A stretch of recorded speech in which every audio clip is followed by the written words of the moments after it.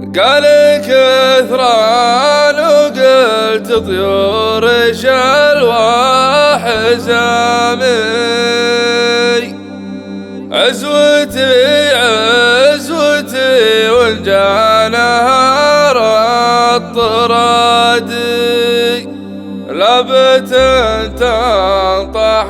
العدوان يوم الزحامي، يوم زرق الرماح ويوم طال الانادي. قال كثران وقلت طيور شلوى حزامي، عزوتي عزوتي وانجا نهار الطراد، ستر عذرين على خداتك قال والشامي، يوم وقت الصباح ويوم وقت الهجاد، لابت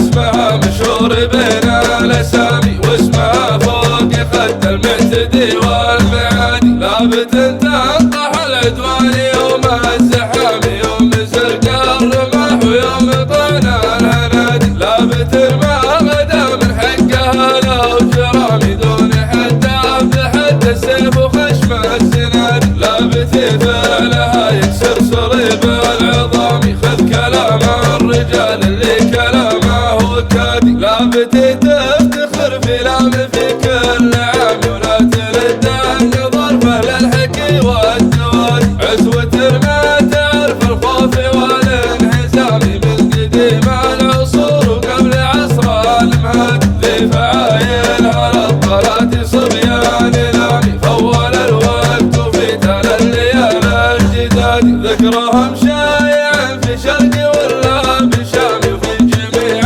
الدول مشهورة والبلاد. قال كثران وقلت طيور شلوى حزامي، وافتخر واشكر اللي عزنا خير هاد، قالها شاعر لجانها والزحامي، دون لابات مثل الحر يوم الهداد. قال كثران وقلت طيور شلوى حزامي، عزوتي عزوتي وانجا نهار الطراد، ستر عذرين على خداتك قال والشامي، يوم وقت الصباح ويوم وقت الهجاد، لابت اسمها مشهور بين الاسامي، واسمها فوق خد المعتدي والمعادي، لابت تنطح العدوان يوم الزحامي، يوم زرق الرماح ويوم طعن الهنادي، لابت ما غدا من حقها لو جرامي، دون حتى بحد السيف وخشم السناد، لابت